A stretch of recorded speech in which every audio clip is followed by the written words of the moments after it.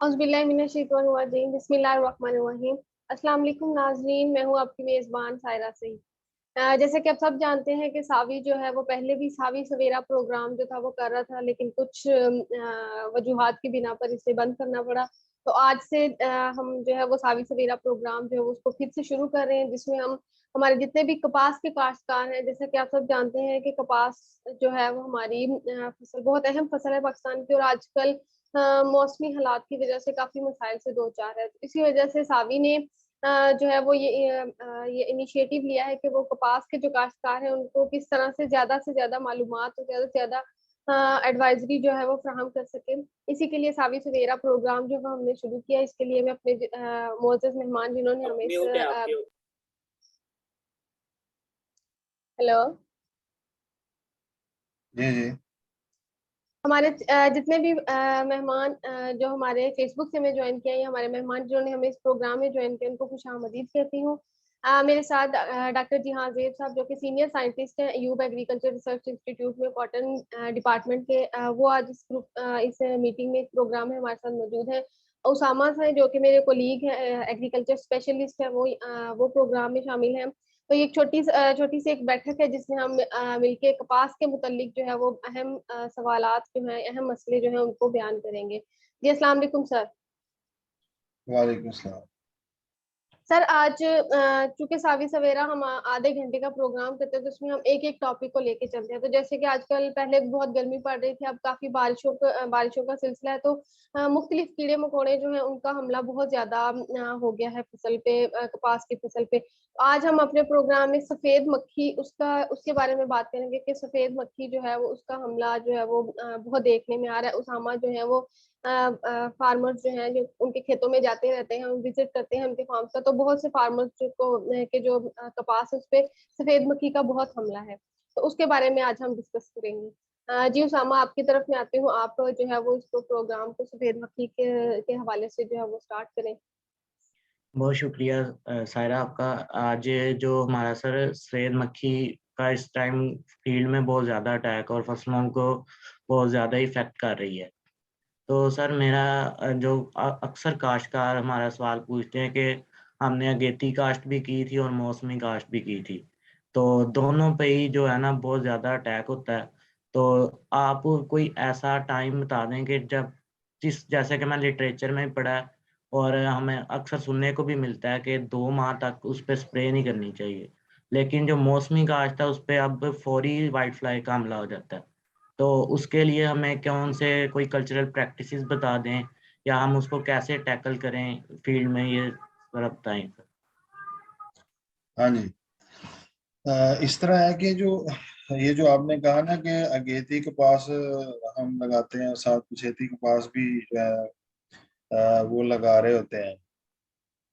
अच्छा, इसमें यह है कि जब हम पहले अगेती कपास लगा लेते हैं और उसी तरह कुछ फार्मर जो है उसके बाद अपनी गंदम के बाद वाली फसल जो कॉटन लगाते हैं, तो वो जो है शुरू में ही वाइट फ्लाई का आना, शदीद का आना, इस दफ़ा इन पर्टिकुलर बहुत ज़्यादा अटैक हुआ है। अच्छा, इसमें ये होता है कि जो हमने ऑब्जर्व किया है, एक तो जब आप एक बहुत अर्ली कॉटन लगा लेते हैं तो उसमें ये होता है कि जो वाइट फ्लाई का ना वो कम्प्लेक्स डेवलप हुआ होता है पहले से, यानी वाइट फ्लाई को कहीं से लाना नहीं पड़ता, या वो उसको अल्टरनेट होस्ट की ज़रूरत नहीं पड़ती, वो पहले से ही कॉटन पे मौजूद होती है, और जो छोटी कपास होती है वो फिर उसकी तरफ उसका रुख हो जाता है। अच्छा, उसमें ये होता है कि शुरू में हम अगर 60 दिन तक जो अब कंडीशन बनी हुई है इस साल, तो ये 60 दिन वाली बात जो है ना, ये इस पहले तो हम करते रहे हैं कि शुरू में जो कि काटने एक ही टाइम पे जब लगाते रहे हैं, तो फिर हम 70 से 80 डेज तक भी वो उसको निकालते रहे हैं। लेकिन जो अब पोजीशन बनी हुई है उसमें यह है कि आप शुरू में ही आप उसका मुआयना करें खेत का, अच्छी तरह से चारों तरफ देखें, क्योंकि बाज़ जो जगह पे अटैक कम होता है, बाज़ बाज़ जगह पे अटैक बहुत ज़्यादा होता है। और इसकी रेगुलर आपकी जो है इसकी जो इंस्पेक्शन है, जो कि ऑलरेडी ऑलरेडी बताया हुआ है कि इसको आप इसका ईटीएल देखते रहें। इसका ईटीएल जो है 4 से 5 पर लीफ होता है, अडल्ट या जो निम्फ होते हैं उसके, जिसको हम बच्चे कहते हैं। तो इसके लिए ये होता है कि शुरू में जब आप फर्टिलाइजर डालते हैं ना, तो शुरू में फर्टिलाइजर यूरिया से थोड़ा सा अवॉइड करें, हैवी डोजेस से अवॉइड करें, क्योंकि बाज़ औक़ात ये होता है कि आप ग्रोथ कराने के लिए फौरी बहुत ज़्यादा यूरिया डालते हैं, जिसकी वजह से बहुत ज़्यादा मसला क्रिएट होता है। तो इसके लिए शुरू में ये है कि आप एक तो फर्टिलाइज़र जो है अमोनियम सल्फेट शुरू में यूज़ करें, और दूसरा जो है वो आप वीकली बेसिस पे स्प्रे जो है वो इसका, क्योंकि पहले तो ये होता था कि पायरीप्रॉक्सीफेन लोग कर लेते थे, और या बुप्रोफिजिन कर लेते थे, या स्पायरोटेट्रामेड यानी मोमेंटो कर लेते थे, लेकिन अब ये पोजीशन बनी हुई है कि आपको अडल्ट का स्प्रे भी साथ करना पड़ रहा है। तो ये जो बेस्ट प्रैक्टिस यही है कि एक तो आप यूरिया को थोड़ा सा अवॉइड करें, और दूसरा जो है खेतों में ना आपकी जड़ी बूटियां नहीं होनी चाहिए। अगर आप उधर वाइट फ्लाई का स्प्रे कर रहे हैं, उधर आप जड़ी बूटियां कंट्रोल नहीं कर पा रहे, तो आप समझें कि आप स्प्रे बिला वजह ही कर रहे हैं उसके ऊपर। अगर आपने जड़ी बूटियां कंट्रोल कर ली हैं, खेत साफ है आपका, तो फिर आप जो है ना उसको बहुत अच्छे तरीके से मैनेज कर सकते हैं। तो उसका एक तरतीब है वाइट फ्लाई को कंट्रोल करने के लिए। अगर आप थोड़ा सा देखें कि अगर शुरू में जैसे आजकल की जो पोजीशन है उसमें ये है कि लोग फ्लूनिकामिड उलाला का जहर भी यूज़ करते हैं शुरू में। तो शुरू में अगर आप पायरीप्रॉक्सीफेन के साथ उलाला का इस्तेमाल कर लें 80 ग्राम पर एकड़ के हिसाब से, यानी खर्चा तो थोड़ा सा ज़्यादा है, लेकिन ये है कि थोड़ा सा ज़्यादा देर तक ये कंट्रोल कर लेता है। और उसके बाद आप पायरी का रिपीट स्प्रे 1 वीक के बाद कर लें, और यानी इसको देखते रहें, और उसके बाद ना पायरी प्रॉक्सीफेन के 2 स्प्रे करने के बाद आप फिर बुप्रोफिजिन नेक्स्ट स्प्रे जो है ना उसका यूज़ कर लें, और उसके साथ असीटामेप्रिड यूज़ कर लें। और फिर जब दो अगर अगर आपकी मक्खी वेल अंडर कंट्रोल हो रही है, और आपकी हाइट भी अब इंक्रीज कर रही है, तो उसके बाद फिर आप जब ये 2 बुप्रोफिजिन के स्प्रे अगर आप कर लें, उम्मीद है कि इससे कंट्रोल, अगर नहीं होता तो फिर आप जो है मोमेंटो जो है वो यूज़ करें। तो मोमेंटो में ये होता है कि मोमेंटो का भी रिपीट स्प्रे ही करना पड़ता है। उसको 125 उसकी डोज है, तो पहले एक स्प्रे करेंगे, फिर 7वें दिन आपको स्प्रे रिपीट करना पड़ेगा। अगर आप पहले सही टाइम पे ईटीएल पे स्प्रे कर देंगे, तो फिर आपको मसाइल का सामना नहीं करना पड़ता। मोस्टली ये हुआ है, मक्खी बहुत ज़्यादा है, लेकिन हम चूँकि वेट कर रहे होते हैं कि ये अभी इस काबिल नहीं इसको स्प्रे किया जाए, तो वो जो मक्खी है वो उसकी एक्टिविटी तो जारी रहती है। वो ये नहीं देखती कि ये स्प्रे इनका प्रोग्राम है या नहीं, वो अपने प्रोग्राम के मुताबिक चलती है। तो इसका सारा जो असल सॉल्यूशन इसका यही है, एक तो आप शुरू में अमोनियम सल्फेट यूज़ करें, और बहुत ज़्यादा लश ग्रीन ना करें, तो आपको वीड्स कंट्रोल करें, और उसके बाद आप ये प्लान जो है पायरीप्रॉक्सीफेन से स्टार्ट करें, और उलाला यानी फ्लूनिकामिड जो है वो आईसीआई का यूज़ करें, या किसी भी अच्छी कंपनी का आप यूज़ करें, तो ये एक बेटर मैनेजमेंट प्रैक्टिस है। बाज़ औक़ात ये होता है कि फार्मर बहुत सारे कॉम्बिनेशन करना शुरू करते हैं, जिससे ना पेस्टिसाइड की एफिकेसी बहुत ज़्यादा मुतासर होती है। अगर एक जगह पे आप 3-3 4-4 ज़हरें मिला रहे हैं, बाज़ औक़ात होता है कि आपका जेसड का भी इशू है, तो वो जेसड ज़हर मैंने फ्लूनिकामिड बताया, तो वो जेसड के इशू को भी एड्रेस कर लेता है।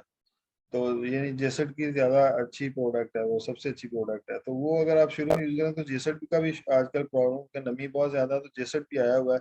तो साथ व्हाइट फ्लाई भी कंट्रोल हो जाएगी, और पायरीप्रॉक्सीफेन भी आप कर देंगे, तो अंडे बच्चे भी आपके एड्रेस हो जाएंगे, और अडल्ट वगैरह भी हो जाएंगे। जी। तो सर हमारे फार्मर अक्सर कहते हैं कि हमने स्प्रे किया था 2 दिन बाद ईटीएल से फिर ऊपर चला गया और ये कंट्रोल नहीं हो रही। तो उसके बारे में आप क्या कहते हैं? देखें, अगर तो बाज़ औक़ात ये होता है कि आपने जो मेथड ऑफ स्प्रे होता है ना, मिसाल के तौर पे हम जो फार्मर है ज़ाहिर है वो बूम स्प्रे नहीं यूज़ कर पाते। तो उससे ये होता है कि बहुत सारी जो है ना जो ज़हर है ना पूरी तरह पेनिट्रेट नहीं कर पाती, आपके नीचे तक स्प्रे नहीं आती। तो उसके लिए ये होता है कि लोग मोस्टली ये ना बैटरी वगैरह के स्प्रेयर यूज़ कर रहे हैं। तो इसके लिए मेरी रिक्वेस्ट है कि आप लोग जो इंजन वाला स्प्रेयर, पावर स्प्रेयर है वो यूज़ करें।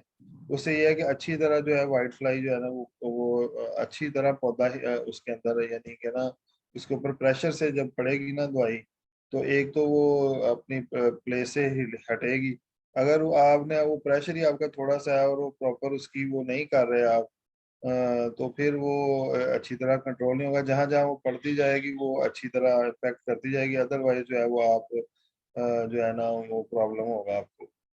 तो ये है कि पहले के स्प्रे मेथड, यानी हो शुरू में जब अगर क्रॉप छोटी है तो होलोकॉन नोजल यूज करते हैं, और फिर जब बाद में यानी फसल बड़ी होती जाती है तो जो उसका फुहारा होता है वो उसमें वो उसको बढ़ाते रहते हैं। लेकिन ये जो मैं पावर स्प्रेयर की बात कर रहा हूँ, इंजन वाले होते हैं ये, इनका प्रेशर बहुत ज़्यादा होता है, और इस प्रेशर की वजह से जो है ना वो सही तरह पेनिट्रेशन होती है और बड़ा अच्छा रिजल्ट आता है। तो दूसरी ये थोड़ा सा स्प्रे का यानी कि ना पावर स्प्रेयर का भी यूज जो है ना वो बहुत ज़रूरी है। बाकी बाज़ औक़ात ये होता है कि फार्मर ये कहते हैं चले हम ना इसको पैकेट को ना 2 एकड़ पे कर लेते हैं।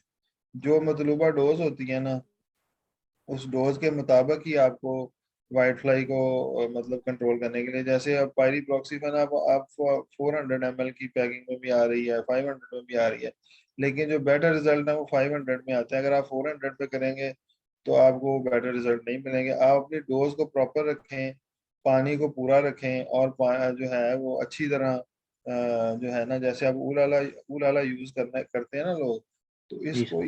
ये ग्रेन्यूल्स होते हैं, इस दवाई को बहुत अच्छी तरह हल करना होता है। जैसे बीटर नहीं होता, जैसे अंडे को फेंटते हैं, इस दवाई को जितना अच्छा फेंटेंगे उसका उतना अच्छा रिजल्ट आएगा। जब ये अच्छी तरह हल नहीं होती, वो ग्रेन्यूल नीचे पड़े रहते हैं, तो वो मतलूबा जो हमारे रिजल्ट है ना वो हमें हासिल नहीं होते। जी सर। जी सर और हमारे जो फार्मर्स हैं वो पोलो ओशियन का स्प्रे कर रहे हैं और बाद में कहते हैं कि हमारी ना फसल की बढ़ोतरी रुक गई है। तो हाँ आप जी। कुछ बता दीजिए कि उसके लिए उसकी बढ़ोतरी के लिए वो क्या कर सकते हैं और कैसे उसके। हाँ जी, हाँ जी, ये जो डायाफेंथ्रान यानी पोलो यूज करते हैं ना, ये एक बड़ी अच्छी पेस्टिसाइड भी है और ये बड़ी खतरनाक पेस्टिसाइड भी है। तो इसको यूज करने के लिए कोशिश करनी चाहिए कि जब तक आपके खेत में नमी नहीं है आप इसको यूज ना करें, और कैनोपी डेवलप हुई होगी, यानी पौधे आपस में मिल रहे होंगे, यानी कॉटन जब मिल जाती है ना अच्छी तरह, तो फिर इसका यूज करना जो है ना वो इफेक्टिव होता है। हम मोस्टली क्या करते हैं कि पानी लगा नहीं होता, हम खुश्क और बिल्कुल दोपहर में स्प्रे कर रहे होते हैं। तो इससे मोस्टली फार्मर को पता होता है कि सुबह स्प्रे करना चाहिए, शाम को। इसका पोलो का ये तरीकाकार है कि शाम को एक तो स्प्रे करें, और दूसरा ये है कि जो छोटे फार्मर है वो तो पानी की बारी के करीब जाके स्प्रे करें तो बहुत ज़्यादा अच्छा है। या पानी लगा के स्प्रे कर लें, यानी दूसरे दिन, या स्प्रे करके पानी लगा दें तो इसके रिजल्ट अच्छा। इसमें पानी ज़रा ज़्यादा यूज़ करें, 6 से 7 टैंकियाँ पर एकड़ लगाएं, पानी ज़्यादा इस्तेमाल करें। और जो है ना मतलब इसकी डोज ज़रा भी ओवर ना होने दें, और रिपीट ना हो के भी, जैसे बात का तो होता है कि फार्मर अपना निशानी लगानी भूल गया जहाँ पे उसने टैंकी खत्म किया, तो वो बाद का डबल हो जाती है और फिर वो पत्ते रेड होने शुरू हो जाते हैं और ग्रोथ बिल्कुल सीज हो जाती है इसकी, और मक्खी भी नहीं रहती और कपास भी नहीं रहती। तो इसको बड़े अच्छे तरीके से पानी ज़्यादा जी यूज़ करें तो ये बिल्कुल, नमी में यूज़ करें तो कुछ भी नहीं होता। लेकिन अगर आप इसको करें ना यूज़ खुश्क सिचुएशन में, तो फिर ये बहुत ज़्यादा स्ट्रेस लेके देती है। तो इसके लिए ये है कि अगर ये स्ट्रेस आ भी जाता है इसको, तो सल्फर 300 ग्राम पर एकड़ के हिसाब से इसके ऊपर ना फोलियर स्प्रे कर दें, या सी मैक्स वगैरह इसमें लिया करें, डायफेंथ्रान में ना सी मैक्स डाल दिया करें। जी। ये स्वाद एग्रो का प्रोडक्ट है 330 ml, तो होपफुली ये स्ट्रेस जो है ना वो नहीं आएगा। सर आप जिस तरह पिछले दिनों में हमारे कॉटन लीफ कर्ल वायरस की भी शिकायत बढ़ गई है। पहले हमारे जो पिछले साल था वो 1.5 था, अब 5.7 पे चला गया है। तो लोग समझते हैं कि जितनी वाइट फ्लाई होगी उतना ही कॉटन लीफ कर्ल वायरस होगा, और वो कहते हैं कि हमें कैसे पता लगेगा कि वाइट फ्लाई का अटैक है कि कॉटन लीफ कर्ल वायरस भी आ गया है। तो सर उसके बारे में भी आप थोड़ा सा अगर बता। जो जो वाइट फ्लाई है ज़ाहिर है इसमें, इसको कहते हैं वायरस ज़्यादा। जो वाइट फ्लाईज होती है ना, जब वो कंडीशन बन जाती है ना कि यानी वायरस के, जिस तरह वायरस किसी भी चीज़ में आता है तो उसकी एक एक माहौल बनता है, फिर उस माहौल के मुताबिक यानी जैसे आप पानी लगाई जा रहे हैं, बहुत ज़्यादा यूरिया अप्लाई करी जा रहे हैं। इसलिए मैं कह रहा हूँ कि अमोनियम सल्फेट यूज़ करनी चाहिए शुरू में, कि बहुत ज़्यादा पत्ता लश ग्रीन ना करें। दूसरे नंबर पर ज़ाहिर है जब वाइट फ्लाई ज़्यादा आएगी उसकी तरफ तो अटैक भी आएगा, वायरस भी जो है होगा। अच्छा, इसमें ये होता है कि अगर आप वायरस बहुत ज़्यादा आ गया ना, तो आप फोलियर एप्लीकेशन कर लें, कोई नाइट्रोजन वगैरह अप्लाई कर लें, और नीचे थोड़ा सा ना पौधे को थोड़ा सा स्ट्रेस दें, नमी ना दें बहुत ज़्यादा जब ये वायरस का प्रॉब्लम होता है। जब आप नमी देते हैं ना, क्योंकि आजकल बारिशों का मौसम है, तो वो मक्खी भी ज़्यादा हो रही है, और जो माहौल बन रहा है ना वायरस की स्प्रेड के लिए, वो भी बहुत ज़्यादा यानी खतरनाक है। तो आप ना खेत में नमी थोड़ी सी कम रखेंगे, यानी नमी का मतलब अगर पानी लगाना भी है इन केस बहुत ज़्यादा स्ट्रेस आ गया है, तो आप पानी थोड़ा सा लाइट लगाएं। बहुत ज़्यादा इरिगेशन, हैवी इरिगेशन करेंगे तो वो फिर पौधा जो है ना वो बहुत ज़्यादा स्ट्रेस, वो यानी कि ना नमी की वजह से ना आगे वाइट फ्लाई का प्रेशर होता है, फिर वो वायरस की सिम्टम बहुत जल्दी अपीयर हो जाती है। पानी ना खड़ा होने दें बारिशों में। बारिश का पानी खड़ा होना भी जो है ना वो 24 घंटे से ज़्यादा, जब 24 घंटे ही हो जाए तो वो फिर जड़ें तो ज़ाहिर खुराक लेना बंद कर देती हैं। ऊपर से वाइट फ्लाई का अटैक होता है, पौधा कमजोर होता है, और फिर वो वायरस जो है ना वो बहुत ज़्यादा सीवियर हालत में इम्पैक्ट डालता है। तो सर बहुत वायरस जो है शुक्रिया ना आपका। सर यहाँ पे हम थोड़ा सा फेसबुक से क्वेश्चंस भी आ रहे हैं, तो हम वो भी थोड़ा सा डिस्कस कर लें। तारिक रशीद साहब है, उन्होंने पूछा है कि व्हाइट फ्लाई सफेद मक्खी जो है उसका हमला बहुत ज्यादा हो गया, तो उसके लिए कौन सी जहरी मौसर है जिसका वो जो है वो हम स्प्रे करें, ताकि उनके जो सफेद मक्खी है वो थोड़ा कंट्रोल में आ जाए। उसके लिए ये है कि इस वक्त जो पोजीशन है, क्योंकि जो गवर्नमेंट ऑफ जो पेस्ट वार्निंग वाले वो तो रेकमेंड नहीं करते कि बहुत सारे कम्बिनेशन यूज किए जाए। इस वक्त अगर वाइट फ्लाई का प्रेशर बहुत ज्यादा है, तो आप इस तरह कर सकते हैं कि पायरी प्रॉक्सीफेन 500 ml, और जो है डायाफेंथोरान जो है ना 150 ml के हिसाब से, ये आप अगर स्प्रे कर दें, और चौथे से पांचवें दिन दोबारा डायफेंथ्रान अकेला का स्प्रे जो है ना रिपीट कर दें 200 ml के हिसाब से, तो उम्मीद है कि आपकी वाइट फ्लाई काफी हद तक कंट्रोल। लेकिन ये शर्त ये है कि आपने पानी खेत में लगा के रखना है। ये ना हो कि आप पानी ना लगाएं और फिर स्प्रे कर दें और कहें कि ये ना इसकी वजह से स्ट्रेस आ गया है। स्ट्रेस नहीं आएगा कभी भी जब तक आप अच्छी तरह उसको हैंडल नहीं करते। यानी पानी अगर लगा होगा, नमी होगी, तो आपका जो डायाफेंथ्रान है इस स्टेज पे तो नमी वगैरह है। आपकी ये भी जरूरी है कि आपकी फसल बहुत छोटी ना हो। आपकी फसल का कद जो है वो कम से कम 2-3 फुट तक तकरीबन हो, तो आप ये डायाफेंथ्रान अप्लाई करें। अदरवाइज अगर छोटी क्रॉप है तो फिर डायाफेंथ्रान ना करें। आप मोवेंटो मोवेंटो यूज कर लें, साथ असीटामेप्रिड यूज कर लें, किसी मॉस्पिलान वगैरह एरिस्टा का यूज कर लें साथ। लेकिन जो है ना रिपीट स्प्रे करना पड़ता है, क्योंकि वाइट फ्लाई आपके एक स्प्रे से नहीं मरेगी, इसका साइकिल ब्रेक करेंगे तो ये मरेगी। तो साइकिल इसी तरह ब्रेक होता है कि दोबारा पहले अडल्ट जो है वो ज़ाहिर उनकी एज होती है, वो 7-8 दिन बाद अडल्ट तो अपने एग लेइंग करके चला जाता है, तो नए अडल्ट भी तो आ रहे होते हैं ना। तो इसका साइकिल ब्रेक करने के लिए आपको repeat spray within a week आपको ये सारी चीज़ें करनी पड़ती हैं, फिर ये कंट्रोल होती है।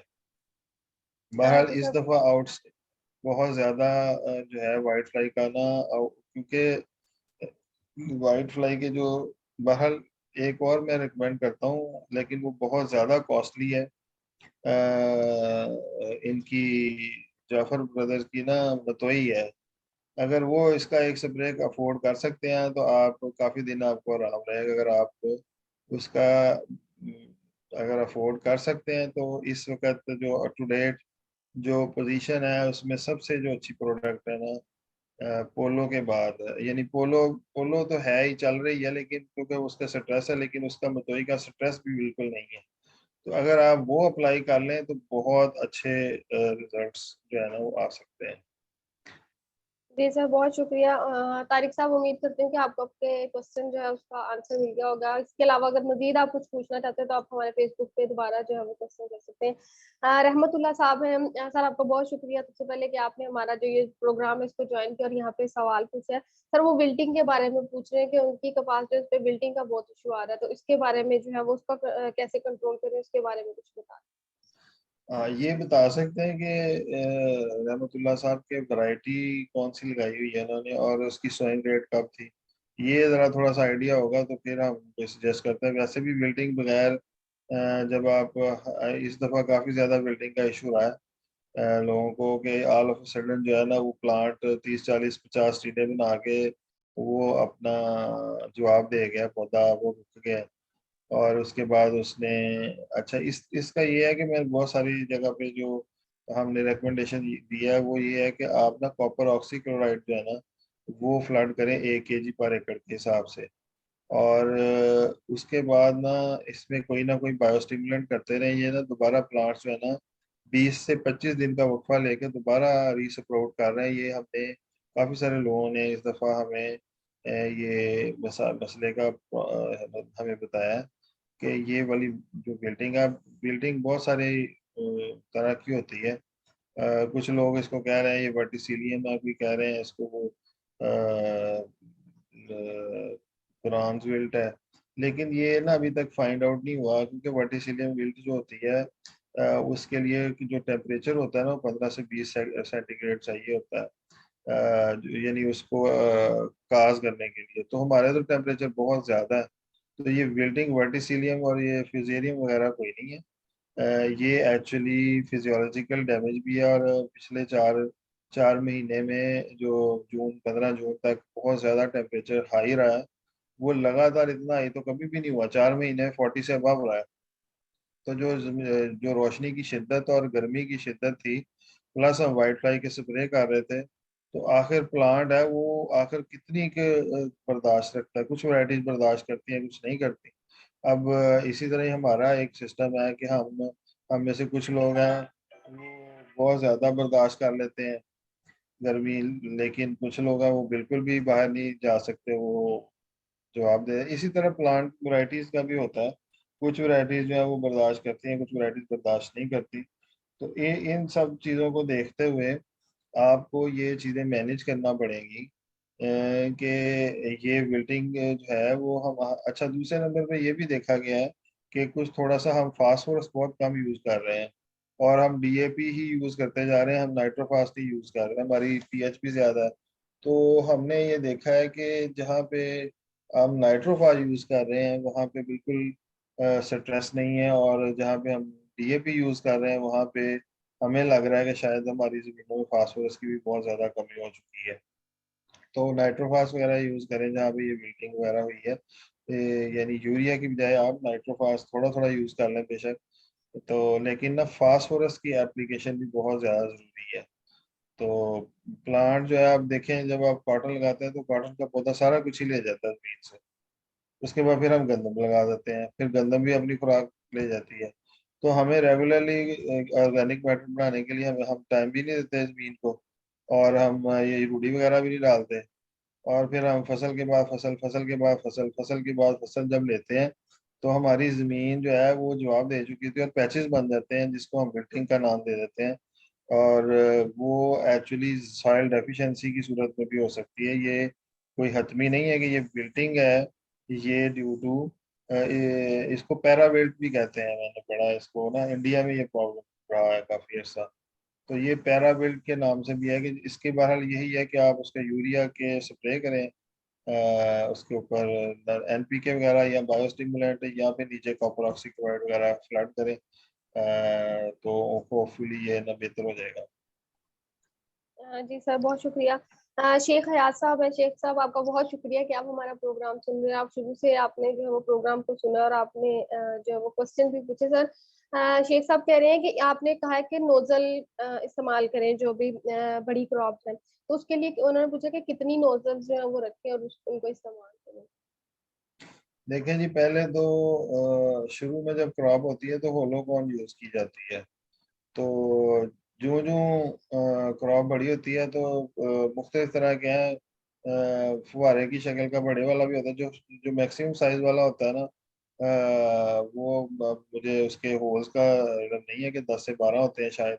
तो उसमें ये है कि आप उसकी जब क्रॉप बड़ी होती जाए तो उसकी ना प्रेशर ज़ाहिर है जब आप अगर तो बूम स्प्रे यूज कर रहे हैं फिर तो उसमें होलो कौन ही यूज होती है, तो उसका सिर्फ प्रेशर कम ज्यादा होता है।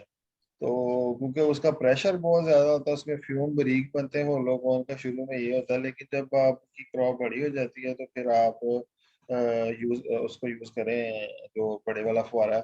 अगर आपके पास पावर स्प्रेयर है, पावर स्प्रेयर में तो फिर ये है, एक उसमें 4 से 6 सुराख वाली होती है वो प्रेशर जो नोजल होती है। इसके अलावा जो उसमें ना एक अलग से वेजिटेबल्स में करने के लिए उसमें मिलता है, एक लेंथ होती है उसके साथ, उसमें 3 से 4 नोजल होती है, उसका भी बहुत प्रेशर होता है। तो ये आपको जो है वो थोड़ा सा क्रॉप की स्टेज के हिसाब से फिर नोजल को चेंज करना पड़ता है। ये मैंने आपको बता दिया ऑलरेडी। होलो कौन जो है उसके बाद फिर वो फुहारा यूज करते हैं। तो ये जितना बारीक होगी और जितना प्रेशर होगा उतना ज़्यादा अच्छा कंट्रोल होगा। और दवाई को ज़रूर अच्छी तरह मिक्स किया जाए, और बिल्कुल अलग-अलग से दवाइयाँ डाली जाती हैं। ये बस ना मिक्सचर कई लोग बना लेते हैं, वो खुद साख्ता मिक्सचर जो है ना वो अक्सर जो है ना उसके कोई रिजल्ट नहीं आते। जी सर, बहुत शुक्रिया। सर, मोहम्मद इमरान साहब है, उन्होंने भी क्वेश्चन पूछे सर। जैसे कि आजकल बारिशें काफ़ी हो रही हैं, बारिशों की वजह से जो है वो कपास को बहुत नुकसान पहुँच रहा है। एक्सेसिव वाटर जो है, ज़्यादा पानी जो है वो खेत में खड़ा होने की वजह से पौधे जो है वो कमज़ोर पड़ रहे हैं। तो इमरान साहब का भी ये क्वेश्चन है कि बारिश की वजह से उनके जो पौधे हैं वो झुलस गए हैं, तो उन झुलसे हुए पौधों जो है पौधों का ट्रीटमेंट जो है वो किस तरह किया जाए? उनको किस तरह से ट्रीट किया जाए कि उनको डैमेज से बचाया जाए? हाँ जी, बस ये है कि वाटर ड्रेन करेंगे तो कोई नीची जगह है आपके पास, उनके पास ये नहीं होता, वो फैसिलिटी नहीं होती ड्रेन की कि वो किसी खेत में निकाल दें। तो फिर वो पानी जो पानी निकालने वाला कोई पंप है, लोग वो लगा लेते हैं। हम तो इधर हमारे भी 1-2 फील्ड ऐसे हैं हमारे पास, ये जब बारिशें आती हैं तो हम फिर वो 24 घंटों के अंदर अंदर अपना सिस्टम अरेंज किया होता है। अब फार्मर बेचारे के पास जरा इतनी अफोर्डेबिलिटी नहीं होती, तो चलो अगर 10 फार्मर है, 15 फार्मर मिलके ये एक पंप ले लें, और वो अगर उसमें ड्रेन का इशू है वहाँ पे नहीं कर सकते, वो किसी फील्ड में नहीं निकाल सकते, तो कोई ना कोई ऐसा सिस्टम बनाएं कि वो उसे पानी जो है ना वो उस पंप के जरिए निकाल लिया जाए। तो बाकी अगर नीचा कोई खेत है तो उसके या नेक्स्ट ईयर के लिए प्लान करें आप अभी से कि भी कौन सी ऐसी कोई कनाल, 1.5 कनाल जगह ऐसी रखें जिसमें वो जो है वो उसको ड्रेन आउट कर सके पानी को। तो थोड़ा सा हमें चाइना में ऐसा होता है कि उन्होंने अपनी स्लोपी फील्ड रखे होते हैं, स्लो यानी वो बारिशें उधर भी बहुत ज़्यादा होती हैं। तो वो फिर पानी जो है ना वो ड्रेन आउट करने के लिए उन्होंने अपने हर फील्ड के लिए कोई ना कोई उसका ड्रेन आउट के लिए स्लोप बनाया होता है, जिससे वो पानी जो है ना उधर ड्रेन आउट हो, इधर कार्टन में खड़ा नहीं होता। तो वो इस तरह का कोई सिलसिला अगर हो हमारे पास, तो खैर फैसिलिटीज की भी कमी है, तो फिर यही होता है मेनली कि कोई ना कोई कड़ा इस तरह का एक कनाल एरिया जो है वो या तो उसके मिट्टी हटवा के नीचे कर लें। थोड़ा सा नुकसान तो होगा, लेकिन ये पानी से जो नुकसान हो रहा है फसल को वो चलो अवॉइड किया जा सकता है। जी सर, बहुत शुक्रिया। उम्मीद करती हूँ हमारे फेसबुक पे जितने भी लोगों ने मुझसे सवाल पूछे या हमें ज्वाइन किया, उनके लिए प्रोग्राम काफ़ी मुफीद होगा। उसामा, आपकी तरफ आते हैं, अगर आपको कोई क्वेश्चन है तो आप काइंडली सर से पूछें और फिर हम जो है वो वाइंड अप करें तो प्रोग्राम का टाइम है। नो मैम, वो क्वेश्चन एड्रेस हो गया। मैंने पूछना था आजकल बारिशों के बाद सर क्या मैनेजमेंट बताते हैं वाइट फ्लाई के लिए, तो वो हो गया। ओके, ठीक है। जी सर, बहुत शुक्रिया। उम्मीद करती हूँ कि आज का प्रोग्राम हमारे काश्तकार हजरात जिनको सफ़ेद मक्खी का बहुत मसला आ रहा था उनके लिए मुफीद रहा होगा। इंशाल्लाह अगले इतवार इसी तरह किसी नए टॉपिक पे हम लोग जो है वो कपास के ऊपर ही प्रोग्राम करेंगे, जिसमें काश्तकार भाई को ज़्यादा से ज़्यादा जो है वो इन्फॉर्मेशन फराहम की जाए। डॉक्टर जहांगीर साहब, आपका बहुत शुक्रिया, आपने छुट्टी के दिन भी टाइम निकाला इस थैंक यू। प्रोग्राम के लिए। इंशाल्लाह मैं उम्मीद करती हूँ कि ये प्रोग्राम इसी तरह जारी रहेगा और हम काश्तकार जो है हमारे जो कपास जो काश्त कर रहे हैं उनके लिए इसी तरह से मालूमात जो है वो उनको फराहम करते रहेंगे। इसी के साथ अपनी मेजबान सारे सईद को इजाजत दीजिए। इंशाल्लाह अगले हफ्ते नए प्रोग्राम नए मौजू के साथ हाजिर होंगे। अल्लाह हाफिज। अल्लाह।